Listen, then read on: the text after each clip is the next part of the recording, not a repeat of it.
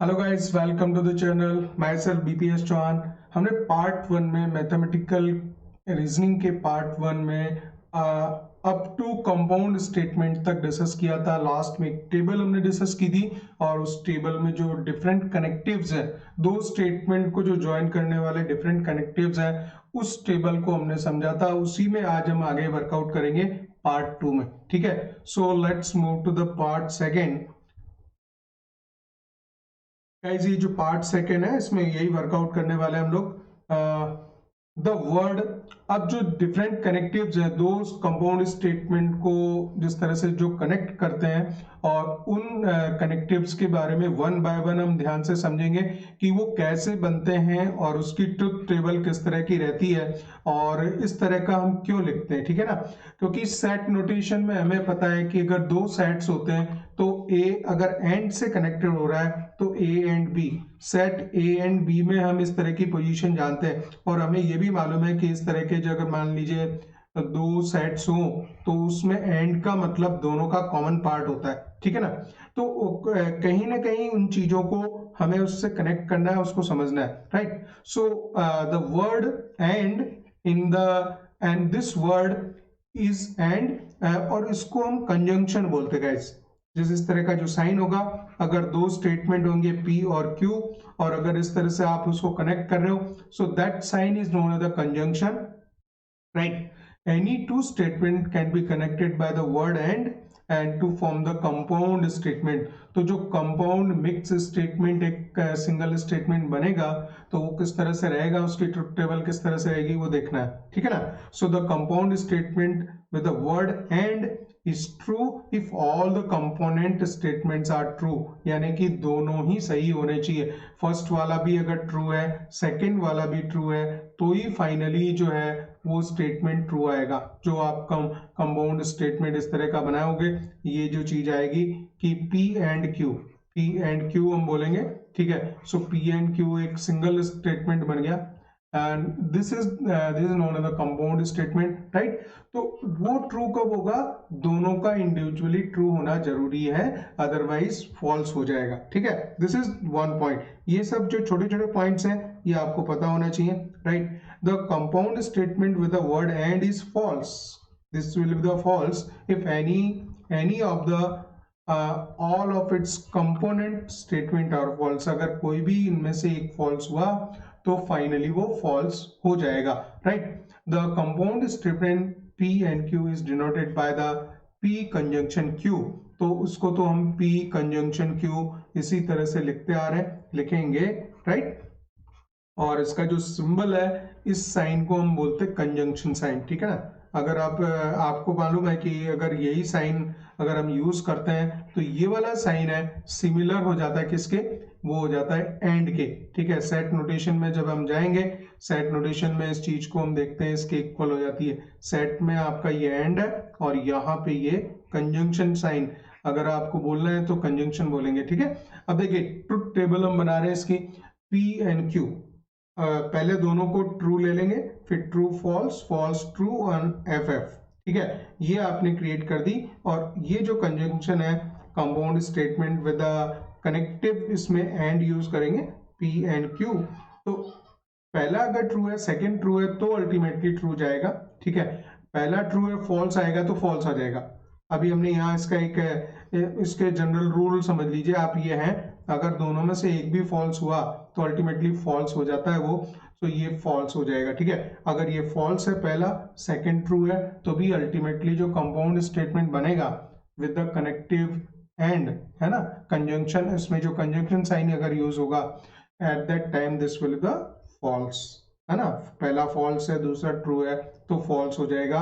अगर दोनों फॉल्स हैं, पहला फॉल्स है एंड सेकंड भी फॉल्स है, तो जो इसके जो कंपाउंड स्टेटमेंट बनेगा वो भी अल्टीमेटली फॉल्स होगा, क्योंकि ये कह रहा है कि P is false and Q is false. तो अल्टीमेटली P एंड Q जो आप कंपाउंड स्टेटमेंट बना रहे हो वो अल्टीमेटली फॉल्स हो जाता है। ठीक है ना, सो दिस इज देयर। देखिए सेकंड जो कनेक्टिव है जिसके बारे में बात करेंगे वो होता है और यहाँ पे जो कनेक्टिव और यूज होता है P और Q, ये जो है इसको हम बोलते हैं disjunction. This is known as the disjunction.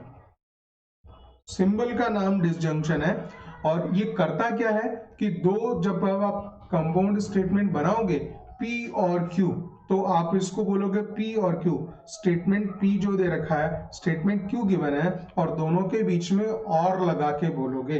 तो इसका मतलब ये हुआ कि अगर P और Q में से अगर कोई भी एक ट्रू हुआ तो अल्टीमेटली जो कंपाउंड स्टेटमेंट बनने वाला है डिसजंक्शन में, वो आपका क्या हो जाएगा, that will be the true. So any two statement can be connected by the word और जैसा सेट में भी होता है, सेट में तो और का मतलब जो होता है कि वो पूरा का पूरा सेट जो है, देखिए सेट में हमें ये चीज भी साथ साथ पता रहनी चाहिए कि सेट में जब हम और लगाते हैं तो उसका मतलब क्या होता है, सेट ए और बी है, तो ए और ए यूनियन बी जब हम लिखते हैं तो ये पूरा पार्ट शेडेड होता है।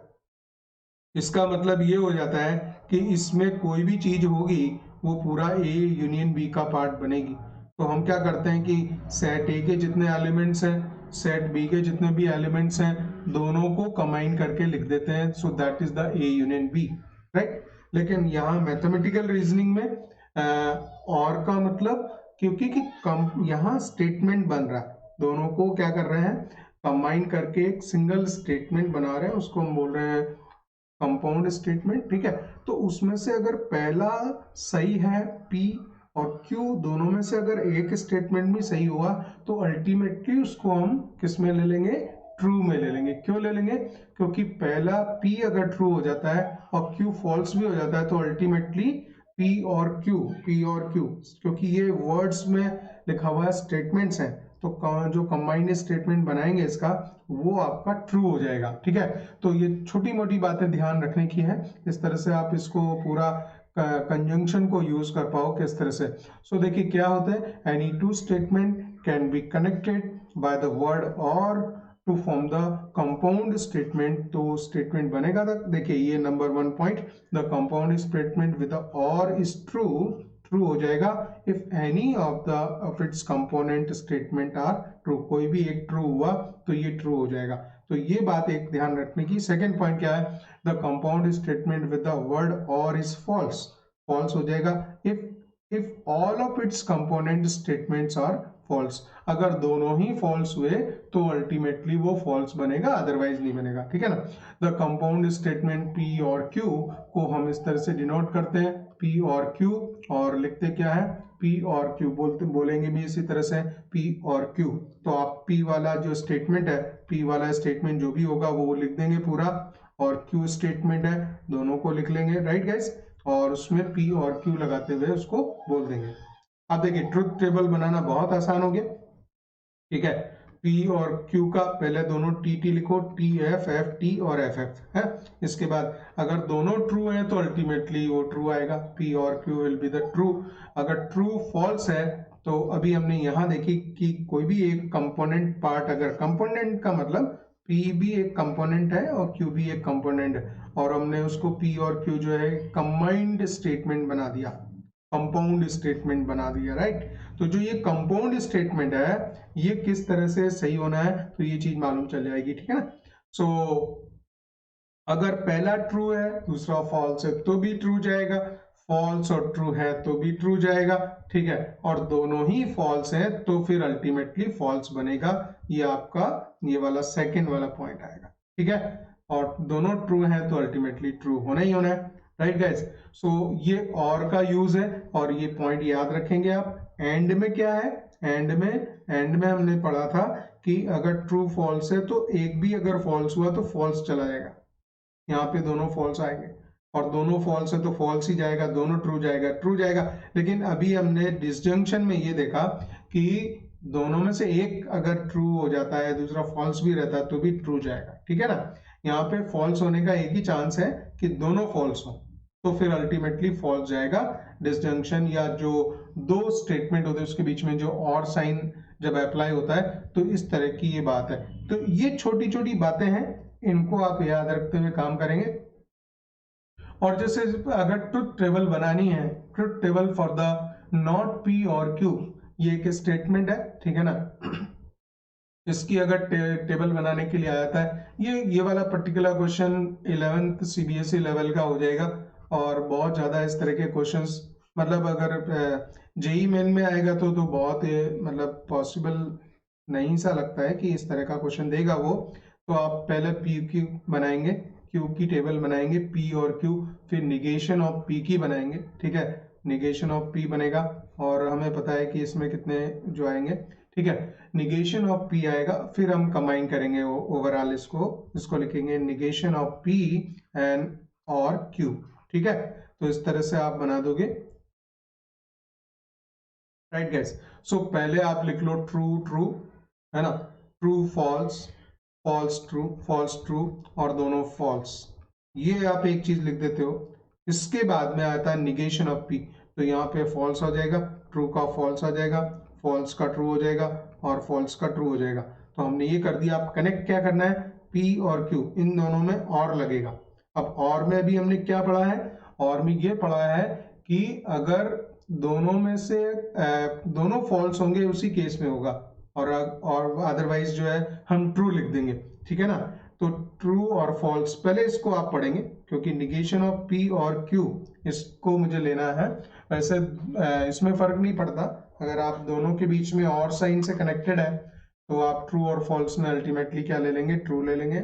यहाँ पे फॉल्स फॉल्स, फॉल्स फॉल्स के केस में फॉल्स आएगा, ट्रू ट्रू के केस में ट्रू आ जाएगा और फॉल्स ट्रू के केस में वापस ट्रू आ जाएगा। तो देखिए ये ट्रुथ टेबल इसकी इस तरह से बन जाती है, ठीक है ना। So it is very easy, we have created the truth table. और इसके बाद में टाउटोलॉजी है, फॉलिसी है, तो वो चीज हम आगे देखेंगे। अभी पहले खाली देखिए, अभी आप खाली, मैं चाहता हूं कि ये ट्रुथ टेबल प्रॉपरली सीख लें, फिर इसके बाद में मैं अभी दोनों चीजें मिक्स नहीं करना चाह रहा हूं। बाद में हम इसको देखेंगे कि सेट फॉर्म में किस तरह से इजीली किया जा सकता है, वो भी हम वर्कआउट करेंगे। तो गाइस इसी तरह का एक और क्वेश्चन लेते हैं हम लोग, find the truth values of the compound statement. अब देखिए यहाँ पे ये इतना सारा मिक्सिंग दिखा रहा है, तो पहले आपको ये जज करना है कि इसमें जो फाइनली तीन तरह के स्टेटमेंट्स हैं और उनको मिक्स कर रहा है, ठीक है ना। पी, क्यू और आर तीन है, ठीक है ना। So let me check first, okay, P Q R तीन तरह के स्टेटमेंट्स हैं। तो जो ट्रुथ टेबल हम लोग बनाएंगे उसमें टोटल हमारे 2 to the power 3, ये बात पक्की है कि टोटल 8 रोज होने वाली है, ठीक है ना। तो 1 by 1 आप क्रिएट करना स्टार्ट कर दीजिए, थोड़ा सा बस सिस्टमेटिक जाते जाएंगे तो काम हो जाएगा पूरा। ये आपका पी हो जाएगा, एक हम बनाएंगे क्यू के लिए, एक हम आर के लिए बनाएंगे, पी क्यू आर हो गया। अब देखिए एक और आ रहा है, निगेशन ऑफ आर आ रहा है, ठीक है। सो निगेशन ऑफ आर कनेक्ट कर लेंगे और एक मुझे ये वाला बनाना है, ठीक है। तो जैसे पूरा एक कंपाउंड स्टेटमेंट ये वाला सिंगल कंपाउंड स्टेटमेंट बनेगा, तो उसी तरह से ट्रुथ टेबल भी आगे आगे बढ़ती जाएगी, ठीक है ना।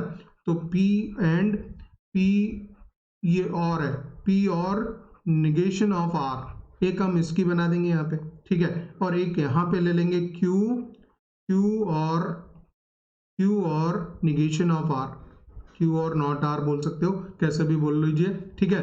तो ये हो जाएगा, ये लेट से नंबर 1 और यहाँ 2। तो मैं एक और टेबल बनाऊंगा फाइनल, वो आएगी आपकी 1 and 2 की, और यहाँ पे जो कनेक्ट कर रहा है साइन वो एंड कर रहा है, ठीक है ना। तो एंड कर रहा है, तो ये हम टेबल बनाएंगे 1 and 2 की, 1 and 2 की, ऐसा लिख देते हैं चलिए इसको, ठीक है। अब आप काम करना स्टार्ट कीजिए। पी क्यू आर है, तो पहले हम किस तरह से लिखते हैं, पहले दोनों में टी लिखते हैं, ऑल आर ट्रू, राइट, पहले ट्रू ट्रू लिखते हैं।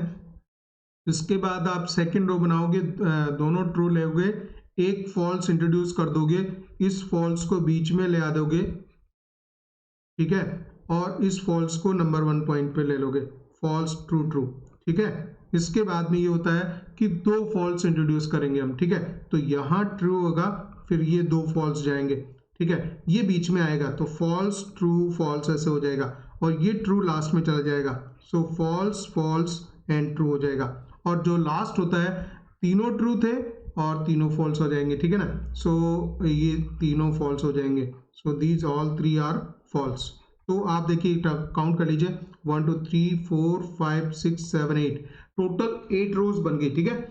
अब आपको इसका निगेशन बनाना है आर का, तो ट्रू का फॉल्स हो जाएगा, फॉल्स का ट्रू हो जाएगा। बहुत आसान होता है ये जिस तरह से मैं एक बार आपको बता रहा हूँ, इसको आप प्रॉपरली देख लेंगे तो फिर परमानेंटली याद हो जाएगा कैसे करना है। ट्रू का फॉल्स लिखोगे, फॉल्स ट्रू का फॉल्स, फॉल्स का ट्रू। यहाँ पे बस खाली उल्टा करके लिख देना, ट्रू का फॉल्स लिख देना का। ये ट्रू है, फॉल्स हो गया, फॉल्स ट्रू हो गया, ट्रू फॉल्स हो गया, ट्रू फॉल्स हो गया, फॉल्स ट्रू हो जाएगा, फॉल्स ट्रू हो जाएगा, एंड ट्रू फॉल्स हो जाएगा, एंड फॉल्स ट्रू हो जाएगा। ठीक है, अब मुझे लेना है, और यहाँ पे जो साइन है अभी और का है, तो और में जैसे मैंने आपको बताया था, और में क्या रहता था, और में ये रहता था कि कोई भी एक सही हो तो सही लिख देने का, अदरवाइज दोनों फॉल्स होंगे तभी फॉल्स जाएगा। ठीक है, इस पे हम काम कर चुके हैं। सो और ये लिख रहे हैं निगेशन ऑफ आर के साथ में और साइन लगेगा, तो ये वाली रो, ये वाला कॉलम और ये सेकंड कॉलम, ठीक है ना, इनके बीच में दोनों को और लगा के बोलना है। तो आपको मैंने बताया कि कोई भी एक भी अगर ट्रू होता है तो ट्रू हो जाएगा, तो ये ट्रू हो गया, यहाँ पे ये इसके दोनों के ट्रू है। तो देखिए इसको मैंने पकड़ा पी वाले को और निगेशन ऑफ आर वाले को पकड़ा, और दोनों के बीच में और साइन लेके बोल रहा हूँ। ठीक है, तो इसमें ये दोनों ट्रू हो जाएंगे, ये ट्रू फॉल्स है तो भी ट्रू हो जाएगा। ठीक है, और इसके बाद में फॉल्स, दोनों फॉल्स होंगे उस केस में ही फॉल्स होता है, तो ये फॉल्स हो जाएगा। राइट, ट्रू ट्रू है तो अल्टीमेटली ट्रू ही आने वाला, एंड फॉल्स ट्रू में भी ट्रू हो जाएगा, और है इस वजह से, और दोनों फॉल्स है इस वजह से फॉल्स आएगा, ये फॉल्स ये फॉल्स। ठीक है, ये फॉल्स ट्रू है तो अल्टीमेटली उसको हम ट्रू कर देंगे। ये तो और साइन से कनेक्टेड है। ठीक है, इसके बाद में क्यू को और साइन से कनेक्ट करना है नॉट आर के साथ में, तो ये क्यू और नॉट आर, तो ट्रू फॉल्स इसके बीच में भी देखिए और ही लग रहा है, और का मतलब ये है कि दोनों में से एक भी सही हो तो सही हो जाना है। सो ट्रू फॉल्स में यहाँ मैं ट्रू लिखूंगा, ट्रू फॉल्स में दोनों दोनों ट्रू है तो ट्रू ही आएगा, और फॉल्स फॉल्स है तो अल्टीमेटली फॉल्स आएगा। ठीक है, और ट्रू फॉल्स आएगा तो ट्रू हो जाएगा गाइस। इसके बाद में फॉल्स ट्रू है तो भी ट्रू आ जाएगा। ठीक है, और ट्रू ट्रू में दोनों ट्रू ही आएंगे, और फॉल्स फॉल्स में दोनों फॉल्स हो जाएंगे, और ये फॉल्स है ये फॉल्स, फॉल्स ट्रू है तो अल्टीमेटली ट्रू आ जाएगा। ठीक है, अब लास्ट में एंड साइन के साथ में इनको कनेक्ट करना है, यहाँ दोनों में एंड लगेगा। ठीक है, तो आपको पता है कि एंड में दोनों ट्रू हो तभी ट्रू होता है। एक बार एंड वाली कंडीशन देख लीजिए, एंड वाले में क्या होता है, दोनों ट्रू हो तभी ट्रू होगा, अदरवाइज तीनों केस में फॉल्स होगा। दो ये केस में भी फॉल्स, फॉल्स में भी फॉल्स होगा, दोनों ट्रू हो उसी केस में आपको ट्रू लिखना है बस, अदरवाइज और नहीं। तो आ जाइए यहाँ पे दोनों ट्रू हैं तो हमने ट्रू लिख दिया, दोनों ट्रू हैं तो ट्रू लिख दिया, ट्रू फॉल्स है तो अल्टीमेटली फॉल्स आ जाएगा, फॉल्स ट्रू है तो भी फॉल्स आ जाएगा, दोनों ट्रू हैं तो यहाँ ट्रू लिख दिया, दोनों ट्रू हैं तो ट्रू लिखेंगे, दोनों फॉल्स है तो भी फॉल्स आएगा, दोनों ट्रू हैं तो भी ये यहाँ पे ट्रू आएगा। इस तरह से ये पूरी ट्रुथ टेबल बन गई। और अब इस पे ये मतलब खाली अगर क्वेश्चन इस तरह का आता है, ट्रुथ टेबल आपने क्रिएट कर दिया, और इसके बारे में टाउटोलॉजी और ये सारी बातें होती हैं। टाउटोलॉजी ये होती है कि लास्ट वाली जो टेबल बनती है, ये फाइनल टेबल बनती है, इसमें ये देखना है कि अगर ये सारे ट्रू होते हैं तो ही टाउटोलॉजी होगी, अदरवाइज फॉलिसी हो जाएगी। ठीक है ना, तो उस तरह की केस होते हैं। इस पे अभी हम ज़्यादा नहीं वर्कआउट कर रहे हैं, इसको मैं बाद में बताऊंगा। खाली अभी हमने ये चीज़ सीखा कि ट्रुथ टेबल कैसे बनानी है। ठीक है ना गाइस, तो ये आप सीख गए होंगे कि किस तरह से आगे आगे चीज़ों को बढ़ाते चले जाते हैं। बिल्कुल सेट वाला ही हिसाब किताब है, सारा सेट में जिस तरह से बनाते जाते हैं। ठीक है, अब आती है इम्प्लीकेशंस। राइट, जो कंपाउंड स्टेटमेंट है उसमें इम्प्लीकेशन साइन, और इम्प्लीकेशन साइन का दो तरह के इम्प्लीकेशंस होते हैं। राइट, एक तो होता है इफ एंड देन वाला, एक तो होगा इफ पी देन क्यू। आप ऐसा इधर सेकंड स्टेटमेंट डाल सकते हैं। एक तो इम्प्लीकेशन ये होती है इफ एंड देन की, ठीक है, और सेकंड होती है if and only if, if and only if. ये बाई कंडीशनल इम्प्लीकेशन होती है। बाई कंडीशनल यानी कि पी से क्यू में और क्यू से पी में, दोनों में सेम कंडीशन लग जाती है यहाँ पे, इफ एंड ओनली इफ। ठीक है, पहले हम लोग नंबर 1 वाली देखेंगे, इफ एंड देन वाली। तो इफ पी देन क्यू, इसका मतलब यह है कि इफ पी आप इसको इफ और डॉट डॉट डॉट देन लिखा हुआ है, इसका मतलब इफ पी देन क्यू। और इसको हम लिखते कैसे हैं, इसको लिख लेते हैं P implies to Q, P implies to Q, ये इसका मैथमेटिकल रीजनिंग में सिंबल है। P implies to Q इसको लिखेंगे, और बोला इसको इस तरह से जाता है if P then Q। Right, इस तरह से। So this the conditional connective है, इफ एंड देन वाला इम्प्लीकेशन है, right. If P and Q are the two statements, right, then a compound statement in the form of P then Q is called the conditional statement, right। ये तो इसका एक implication है।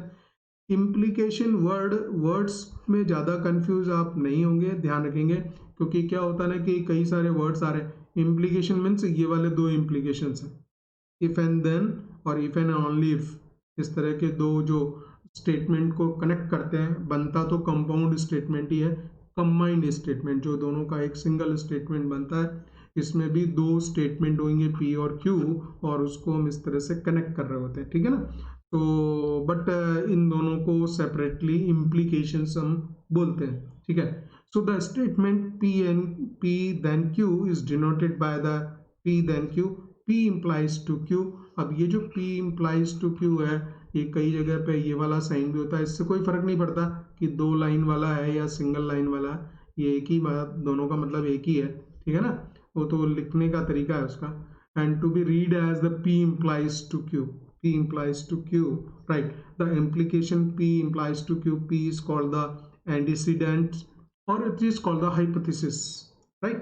तो जो पहला वाला है, पहले वाले को हाइपोथेसिस बोलेंगे, और जो सेकंड है वो होती है कंक्लूजन। मतलब आपने अगर P पहले वाला स्टेटमेंट है, उसको वो हाइपोथेसिस ली कि इफ ये ऐसा होता है, तो जो सेकंड कंक्लूड करेगा स्टेटमेंट वो Q वाला करेगा, और इसी वजह से उसको कंक्लूजन बोलते हैं, ठीक है। इनमें ये जो वर्ड्स हैं इनको भी ध्यान रखिए कि पहले वाले को एंटीसीडेंट बोलते हैं, सेकंड वाले को कॉन्सिक्वेंट बोलते हैं, कॉन्सिक्वेंट बोलते हैं। ये इसका मैथमेटिकल नेम है, लेकिन होता क्या है, फर्स्ट वाले में P में वो हम हाइपोथेसिस एक लेंगे। हाइपोथेसिस क्या लेंगे, इफ ऐसा हो, इफ P के साथ ऐसा हो, तो जो कंक्लूडिंग पार्ट है Q उसको कंक्लूड करेगा। तो Q जो कंक्लूड करेगा, कंक्लूड मीन्स फिनिश करेगा, तो इसी वजह से उसको बोलते हैं conclusion, right. So that will be the conclusion, right. So if P then Q reveals the following facts। देखिए ये जब हम लिखेंगे तो ये जो छोटे मोटे रूल्स हैं ये याद रखेंगे। P is a sufficient condition for the Q, P sufficient condition बनती है Q के लिए, और जो Q है वो necessary condition बन जाती है for the P, ठीक है ना। P के थ्रू Q की जो कंडीशन है वो necessary हो जाती है, right। and P then Q has the same meaning as a P only if Q, right। तो ये तो हुआ ही P only if Q happens, right। so P implies to Q has the same meaning as the negation of P implies to the negation of P, negation of Q implies to negation of P। अगर इसी पे अगर total पे हम negation लगा देते हैं, इसका मतलब यही होता है, अगर पूरे पे negation लगाएंगे तो इसको आप जो है ओपन करके इस तरह से लिखोगे, ये इक्वल्स टू, तो ये साइन पलट के आ जाते हैं, ध्यान रखिएगा। ये मैं चीज़ें वैसे बता रहा हूँ कि आप अगर पूरे पे P implies to Q पे अगर negation यहाँ लगाते हैं नॉट, तो ये ब्रैकेट है, ठीक है, ब्रैकेट ओपन करेंगे तो निगेशन ऑफ Q पहले आ जाएगा and implies to negation of P बाद में आ जाएगा। तो ये वाला रूल ऐसे याद रखेंगे, इस तरह से पूरे उस पर अगर निगेशन लगानी है, यहाँ पे इससे इम्प्लीकेशन साइन इम्प्लीकेशन है, और इस इम्प्लीकेशन पे अगर बाहर निगेट करेगा, निगेशन लगेगा, नॉट लगेगा, तो ये पलट के आ जाएगा, negation of Q implies to negation of P आ जाएगा, ठीक है ना guys. So this is there. अब देखिए इसको हम कैसे लिखते हैं, ट्रुथ टेबल इसकी कैसे बनती है। अगर दो स्टेटमेंट्स हैं P और Q, और उसका आपको ट्रुथ टेबल बनाना है, तो P implies to Q, अगर P ट्रू है and Q implies to Q true है, इट मीन्स जो P implies to Q है that this is a single statement, right, combined होके आ गया। If P implies to Q, अगर इस तरह से, तो वो भी ट्रू होगा। और अभी पहले इसकी बात कर लें फिर इसकी बात करेंगे।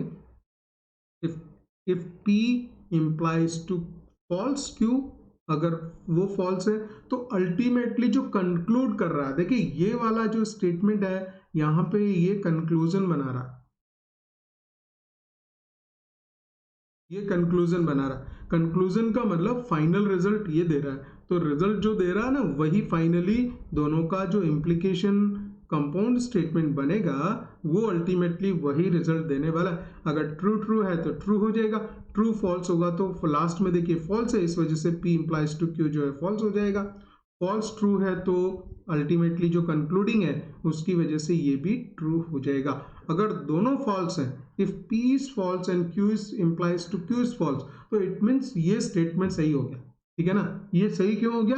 क्योंकि P भी फॉल्स है और Q भी फॉल्स है, दोनों ही फॉल्स है, it means it is true statement, क्योंकि ये इम्प्लीकेशन में दोनों में एक सिंगल कंपाउंड स्टेटमेंट बना है। तो P भी गलत है और Q भी गलत है, P implies to Q means दोनों गलत है। It means you can say this implication which is the compound statement it is true, ठीक है ना। ये हमेशा बात याद रखेंगे। फॉल्स फॉल्स में ट्रू हो जाता है, फॉल्स फॉल्स में ट्रू हो जाता है, इस बात को अलग से याद रखा जाएगा। और वैसे बात जिस तरह मैं समझा रहा हूँ तो याद हो जाना चाहिए कि हम कह क्या रहे हैं, ठीक है ना। रीजनिंग, मैथमेटिकल रीजनिंग मतलब हम सारी बात को स्टेटमेंट्स जो होते हैं, दो स्टेटमेंट को इंडिविजुअली जो मिक्स करके हम देखते हैं, वहाँ पे बात को समझना रहता है। दोनों ट्रू हैं तो Q implies to P है उसमें, क्योंकि Q implies to P चल रहा है तो ये ट्रू हो जाएगा। एंड यहाँ से देखिए Q implies to P और ये ट्रू है, फॉल्स टू ट्रू गया तो ये अल्टीमेटली यहाँ कंक्लूजिंग ये कंक्लूड कर रहा है तो ये ट्रू हो जाएगा। अगर ये ट्रू से फॉल्स में तो फॉल्स जाएगा, है ना। Q implies to Q चल रहा है। और अगर ये दोनों फॉल्स हैं, Q false, this is the Q implies to Q, false implies to false means it is the true statement, ठीक है। तो ये बात याद रखेंगे, राइट गाइस। अब इसी पे बेस जो है जो हमने implies that implications हैं, इन्हीं implications के 3 डिफरेंट वर्कआउट होते हैं कि उसमें इनको किस तरह से बोला जाता है वो देखेंगे। these statements are known as the contrapositive। जो implication है P implies to Q, इसका कॉन्ट्रा पॉजिटिव स्टेटमेंट बनाना होता है और कॉन्ट्रडिक्शन बनानी होती है and converts of A conditional statement. इसमें इम्प्लीकेशन में, अभी हम लोग इस पे इम्प्लीकेशन पे काम कर रहे हैं, तो इस तरह के 3 तरह के वर्कआउट्स हैं कि कॉन्ट्रा पॉजिटिव स्टेटमेंट बनाओ इम्प्लीकेशन का, कॉन्ट्रडिक्शन बनाओ इम्प्लीकेशन का, और कन्वर्ट्स बना दो किसका, इम्प्लीकेशन का, ठीक है ना। तो उन तीनों को हमें इस तरह से 3 तरह से वर्कआउट करना है। Now if P and Q are the 2 statements, ठीक है, P and Q are the 2 statements, let P implies to Q। तो जो कॉन्ट्रा पॉजिटिव है, कॉन्ट्रा पॉजिटिव का मतलब ही यही होता है, ठीक है ना। कॉन्ट्रा पॉजिटिव का मतलब है if P implies to Q, just a minute,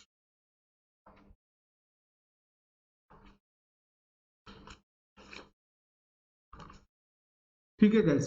so Contra positive का मतलब हो गया if P implies to Q, और कॉन्ट्रा पॉजिटिव करना है, पॉजिटिव करना है, तो वो जो चीज मैंने बताई थी कि Contra positive means P implies to Q पे टोटल पे आप निगेशन साइन लगा दोगे। This is again the Contra positive. जो भी इम्प्लीकेशन साइन था इस पे आपने अगर निगेशन लगा दिया तो पॉजिटिव, कॉन्ट्रा पॉजिटिव का मतलब नेगेटिव ही होता है, कॉन्ट्रा पॉजिटिव मीन्स नेगेटिव, ठीक है।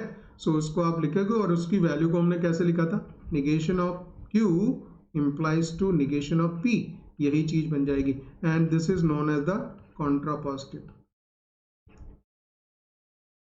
अब ये छोटी चीजें होती हैं, 2 स्टेटमेंट दिए होते हैं और उसमें उसका कॉन्ट्रा पॉजिटिव लिखना होता है इम्प्लीकेशन। तो कॉन्ट्रा पॉजिटिव इम्प्लीकेशन अगर आपको लिखनी है तो ध्यान रखेंगे negation of Q implies to negation of P लिखेंगे, ये इसकी कॉन्ट्रा पॉजिटिव हो जाएगी, ठीक है। फिर उसके बाद कॉन्ट्रडिक्शन लिखना है। अगर implication P implies to Q है तो उसका जो कॉन्ट्रडिक्शन है, ये तीनों चीजें याद रखने की है, तो वो हो जाएगा Q implies to negation of P, Q implies to not P, ठीक है। अगर आप इस तरह से लिख देते हैं स्टेटमेंट को, या उसकी ट्रुथ टेबल बनाने की आती है तो ट्रुथ टेबल बना देंगे। स्टेटमेंट में अगर कुछ दे रखा है, P और Q 2 स्टेटमेंट दे रखे हैं और इस तरह से आप उसको लिख देते हैं, इसको निगेट करके लिख देते हैं, निगेशन में लिख देते हैं और कंबाइन करके स्टेटमेंट को लिख देते हैं, then this becomes the contradiction. तो ये कॉन्ट्रडिक्शन बन जाती है, ठीक है। इसके बाद में कन्वर्स ऑफ P, अगर उसका कन्वर्स करना है, कन्वर्स और रिवर्स एक ही बात है, कन्वर्स और रिवर्स है ना, तो उस स्टेटमेंट का रिवर्स करना है, कन्वर्स वर्ड यूज होता है। And P implies to Q है, then Q implies to P, तो उसमें उल्टा हो जाएगा Q implies टू P, ठीक है ना।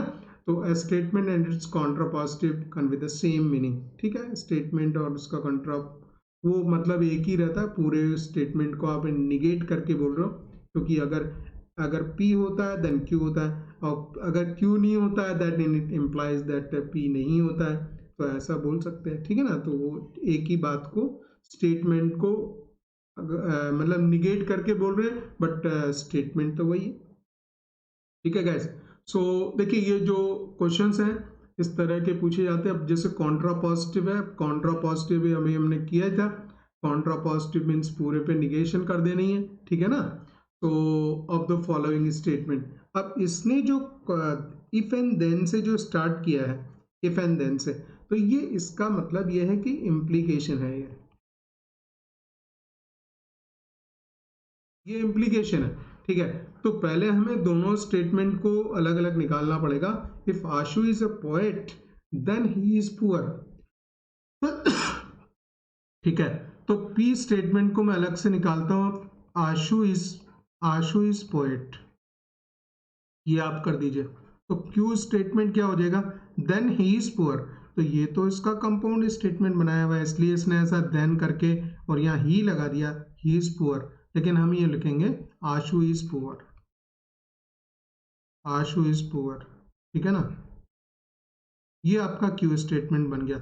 अब इसका कॉन्ट्रा पॉजिटिव करना है, कॉन्ट्रा पॉजिटिव करना है तो इसी तरह से लिखना है, मीन्स आप लिखेंगे P इम्प्लाइज टू Q है, और उसका कॉन्ट्रा पॉजिटिव मतलब ये कॉन्ट्रा पॉजिटिव होता है, negation of Q implies to negation of P, ये इसका कॉन्ट्रा पॉजिटिव अल्टीमेटली होगा, ठीक है। तो आशु इज अ पोएट है, तो निगेशन ऑफ P क्या बनेगा, negation of P, Ashu is not a poet, Ashu is not a poet, ठीक है। और निगेशन ऑफ क्यू अगर बनाओगे, negation of Q, Ashu is not a poor, Ashu is not poor, ऐसा लिख लेंगे, है ना। थोड़ा इंग्लिश का भी ध्यान रखना होता है इसमें। अच्छा, अब मुझे इसको इम्प्लीकेशन क्रिएट करनी है। सो आशु इज नॉट अ पुअर, और इसमें इम्प्लीकेशन बनानी है इसी की, ठीक है। तो मैं यहाँ पे इफ लगा के बोलूँगा, तो ये अल्टीमेटली जो negation of P implies to negation of Q, sorry, negation of Q and implies to negation of P लिखेंगे, वो ये हो जाएगी हमारी। So that will be equal to, so इस स्टेटमेंट को कैसे लिखेंगे, इस पे ये निगेशन ऑफ, ये तो है ही ऑलरेडी, और इफ लगा के लिखेंगे, if Ashu is not poor,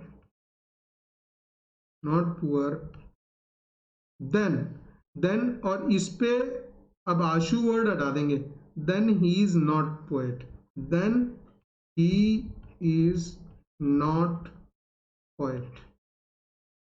देखिए स्टेटमेंट जब लिखते हैं मैथमेटिकल रीजनिंग में, तो थोड़ा इंग्लिश का भी ध्यान रखना होता है। वापस सेम आशु वर्ड यहाँ मैं नहीं लगाऊंगा, यहाँ पे ही लगा दूंगा, क्योंकि जैसे आपको इंग्लिश में पता होगा कि इंग्लिश जब हम लिख रहे होते हैं तो वापस यहाँ पे आशु नहीं लिखेंगे, यहाँ पे ही लिख दीजिए, ठीक है।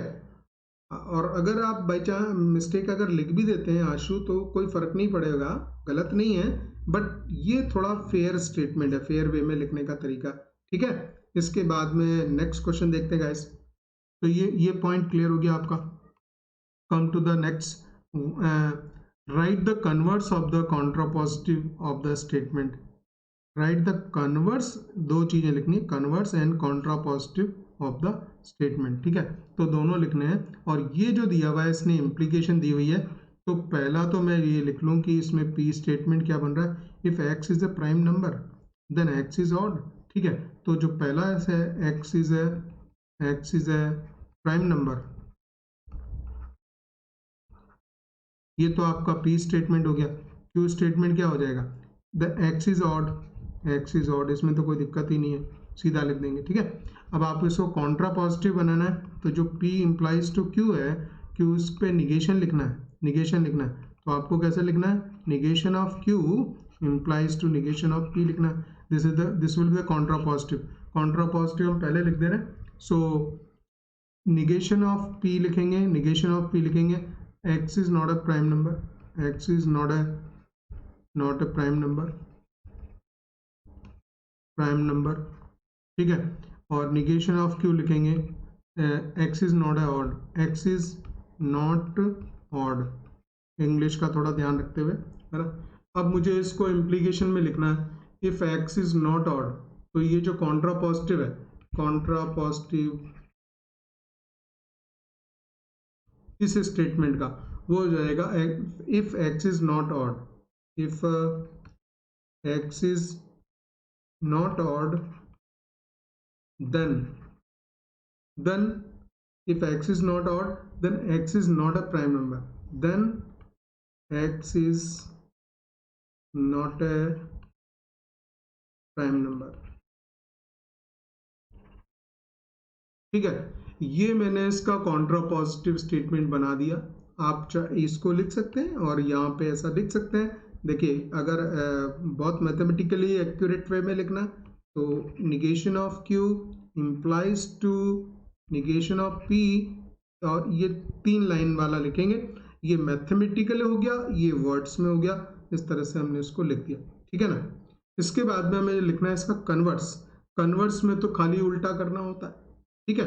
तो कन्वर्स में अगर खाली उल्टा करेंगे और इफ लिखेंगे तो कन्वर्स क्या हो जाएगा, कन्वर्स हो जाएगा q implies टू p। ये सेकेंड वाला वर्क ये कर लेते हैं हम, ये फर्स्ट वाला कंप्लीट हो गया। We are writing the converse, converse में तो आपको खाली इनको पलटना होता है। q implies टू p, तो q implies to p if x, if ये लिखेंगे इस तरह से, 3 लाइन बना देंगे ऐसी, और यहाँ स्टेटमेंट लिख देंगे पूरा, ठीक है। if x is odd, if x is odd then x is a prime number, ठीक है। ये हो गया, बहुत इजी होता है, सारी चीजें ऐसे लिखते हुए साफ साफ लिख दीजिए। मतलब जब आप थोड़े एक्सपर्ट हो जाते हैं तो कोई जरूरी नहीं है कि ये सब मैं जिस तरह से बता रहा हूँ वैसे जाएंगे, आपको बात समझ आ रही होगी, बहुत फास्ट भी कर सकते हैं इसमें, ठीक है, डायरेक्ट लिख सकते हैं। तो अब एक और क्वेश्चन है, इसमें आपको लिखनी contradiction. Right the contradiction of if it rains then I stay at home, ठीक है, आई स्टेट होम, ठीक है, इसको जरूरत नहीं है, then I stayed at home. और कॉन्ट्राडिक्शन में क्या होता है, कॉन्ट्राडिक्शन में कोई जो पी स्टेटमेंट होता है, पी इम्प्लाइज टू क्यू होता है, उसका जो कॉन्ट्राडिक्शन हम बनाते हैं, ये चीजें ही नोट्स बनाने की हैं। एक पेज में सारे नोट्स बन जाएंगे इसके, अगर आप नोट्स बनाते हो एक पेज में बन जाने वाला है। So Q implies to not P है, तो Q मैं डायरेक्ट लिख रहा हूँ इसको, देखो Q implies to negation of P लिखना है मुझे, तो ये स्टेटमेंट को क्या लिखेंगे, Q लिखेंगे, आई स्टेट हम, है ना, इफ आई स्टेट हम, if I stay at home. आपको पता है कि जब इम्प्लीकेशन लिखते हैं तो इसमें पहले जो स्टेटमेंट उसमें इफ लगा के बोलते हैं और पूरा स्टेटमेंट लिखेंगे, ये मैंने क्यों लिख दिया, ठीक है। देन लिखेंगे, देन के बाद में ये लिखेंगे जो पी था, पी वाला पहला स्टेटमेंट है, हाँ, so then it is it, तो यहाँ पे इफ इट रेन्स लिखा है, अब यहाँ पे अगर रेनिंग नहीं हो रही हो तो कैसे लिखेंगे, if then if it does not rains, no, then if तो यहां लगाया था, it does not, then it does not rains, ठीक है। if को आप हटाएंगे, it rains p स्टेटमेंट है एंड आई स्टेट हम q है, ठीक है, तो it लगाएंगे, then लगाया it does not rains। अगर रेन्स का अगर नेगेटिव लिखेंगे तो डज नॉट लिखना पड़ता है इसमें इंग्लिश वाइज, ठीक है, तो इंग्लिश का भी ध्यान रखना पड़ता है साथ साथ। तो ये इस तरह से आपका स्टेटमेंट बन जाएगा कॉन्ट्रडिक्शन, राइट। सो गाइस आज हमने खाली पार्ट 2 में यहाँ तक कंप्लीट किया। और इसके बाद में एक इम्प्लीकेशन और बच रही है बाई कंडीशनल इम्प्लीकेशन, उसको मैं नेक्स्ट पार्ट 3 में लूँगा, ठीक है। और इस तरह से हम आगे कवर करते चले जाएंगे। मैं चाहता हूँ कि पहले आप साथ ही साथ वो जो ट्रुथ टेबल हम लोग क्रिएट कर रहे हैं उसको भी सीख लें, क्योंकि जो सेट बेस्ड अंडरस्टैंडिंग है इसकी, जिसको बहुत फास्ट वर्कआउट किया जा सकता है, वो जब आप ये सब सीख लेंगे उसके बाद में हम उसको आगे उसमें एक साथ करेंगे। तब हम एक क्वेश्चन रखेंगे और उसको ट्रुथ टेबल के बेस पे और उसको सेट बेस पे दोनों तरह से वर्कआउट कर देंगे। So that will be very fast और सारी बातें आपको 100% क्लियर हो जाएंगी। Okay guys, bye.